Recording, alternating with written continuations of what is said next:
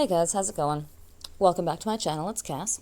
Today I'm painting another little bird. The other day I painted a cactus wren and it was so much fun. Now I don't have cactus wrens around here, and I thought it would be cool to make a series of birds from my area, which is Quebec.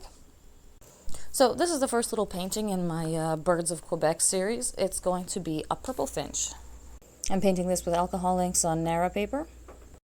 I have to apologize in advance because due to the shiny nature of the inks in my paper, honestly, I had a really hard time reducing glare. But I liked the painting so much that I still wanted to make a video with it, even though it's a little bit too reflective. So I hope you guys like it. Stick around, and I will see you all next time.